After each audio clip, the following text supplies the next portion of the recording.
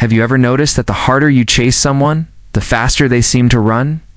It's like the moment you start pouring all your time, tension, and energy into getting someone to notice you, they instinctively take a step back. The more you lean forward, the more they lean away. While it's easy to think this is just bad luck or that you're not good enough, the truth is it's an energy problem. Chasing doesn't just come through in your words and actions. It's an unspoken signal you give off, one that says, I need you more than I need myself. That creates an imbalance, a silent power shift where you put them on a pedestal and place yourself beneath them without even realizing it. Humans naturally value things they have to earn, and the moment you make yourself too available, you unknowingly remove the sense of mystery and challenge that makes relationships exciting. I remember a time when I was completely caught up in someone's charm. Every text from them felt like a small victory, and I bent over backwards to keep them interested. I'd rearrange my schedule just to see them, overanalyze every conversation, and replay moments in my head for hours. But instead of deepening the connection, my efforts only pushed them further away. It wasn't because they were a bad persona, it was because I was showing up as a needy version of myself. And neediness isn't attractive. It drains the tension, the curiosity, and the mutual respect that relationships need to thrive. This is where most people go wrong. We assume more effort equals more affection, but it often has the opposite effect. It's just like magnets. The harder you push, the stronger the resistance. The secret isn't chasing harder, it's learning to stand still in your values so others naturally come toward you. Asterisk detachment is where everything begins to shift, but most people misunderstand what it really means. They hear the word and think it's about cutting someone off completely or pretending not to care. In reality, detachment isn't about being cold, emotionless, or shutting people out. It's about releasing the need to control how things unfold. It's the quiet confidence of knowing that whether a person stays in your life or walks away, you'll still be okay. That energy is rare. It's magnetic because it shows strength, stability, and self-respect. Think about it like holding water in your hand. If you try to grip it tightly, it seeps out through your fingers no matter how hard you try to keep it in. But if you relax your hand, the water rests there naturally. Relationships work the same way. When you're desperate to make someone like you, your energy tightens, and they can feel that pressure. It makes them pull away. When you relax into yourself and focus on living fully without obsessing over their every move, you create space for them to come toward you willingly. I've seen this in my own life.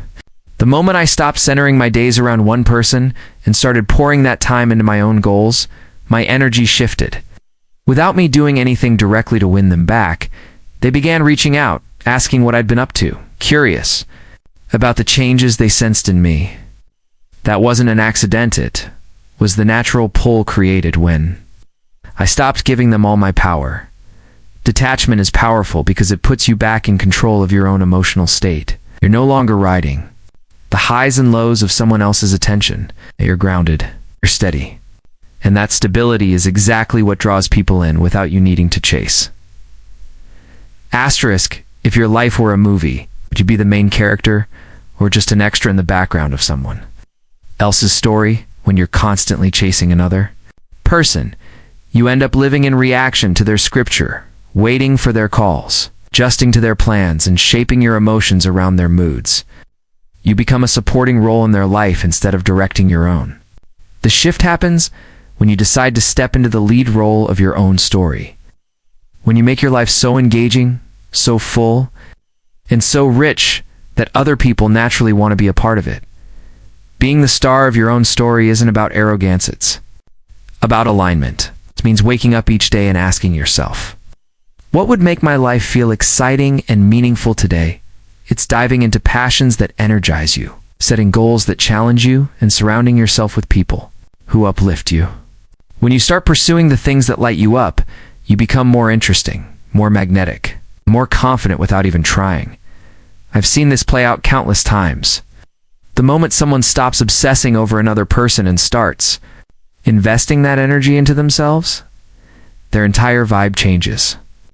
Their posture improves, their eyes light up, and their conversations shift from desperate updates about someone else to stories about their own adventures and wins. People notice that energy, it's captivating. The truth is, humans are wired to be drawn to those who radiate purpose and joy. When you live like the main character, you're not chasing anyone, yet you find that people are suddenly chasing you. They want to be near the person who seems to have their own vibrant world in motion. And that's the boots you stop seeking. Approval because you already feel fulfilled. Asterisk. The root of chasing usually isn't about the other person. At all, it's about how you see yourself. When your self-worth is low, you naturally start looking outside of yourself to fill that gap. You chase because deep down you believe that if you can get this one person to choose you, it will somehow prove that you're enough. But that thinking is a trap. It places your value in someone else's hands, and it means your happiness rises and falls based on their attention. That's a fragile way to live. It creates insecurity that people can sense instantly. Imagine self-worth on a scale from 1 to 10. If you feel like you're a 5 and the person you want is a 9, you'll approach them from a place of lack. Every interaction will carry an undertone of, "I hope I'm good enough for you," instead of, "I know I bring value." That gap creates a power imbalance, and it's one of the biggest reasons people pull away. But when you start seeing yourself as a tenet from arrogance, but from truly knowing your worth, you close that gap completely. You meet people as an equal, not a pursuer. This shift comes from cultivating an abundance mindset. Instead of thinking, "I need this person, or I'll never find someone like them," you start thinking, "If it's not them, there are countless other people who could align with me." It's not about replacing anyone else, about understanding that your value doesn't depend on one person's opinion. When you know your worth, you stop clinging to what doesn't serve you. You stop begging for scraps of attention. You set standards and you stick to them. And ironically, it's when you no longer need someone's validation that they often become the most drawn to you. Asterisk, knowing why chasing doesn't work is one thing, but shifting into a place where you naturally attract people requires action. It's about moving from theory to daily habits that reinforce your value. The first step is prioritizing your own world. Most people who chase put the other person's schedule, moods, and needs above their own. That has to flip. Wake up and ask yourself, what do I want to do today that makes me feel alive? It could be going to the gym, learning a skill, starting a passion project, or simply spending time with friends who energize you. When you fill your life with things that light you up, you stop looking outward for validation. You begin to project a quiet confidence that's incredibly magnetic. The second step is building boundaries. Your time and attention are valuable resources, and you should treat them that way. Picture your energy like a bank account. If you keep making withdrawals for someone who never deposits back into you, you'll end up drained. Boundaries protect you from that. It's not about being cold or unavailable. It's about making sure you only invest in people who invest in you.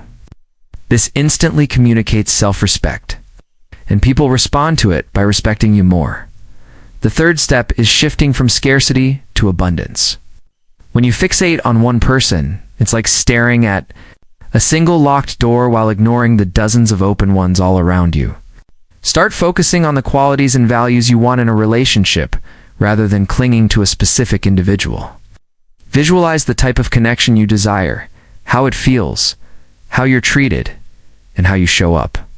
This perspective opens you up to possibilities you couldn't see before. The moment you live this way, you're no longer chasing. You're attracting effortlessly.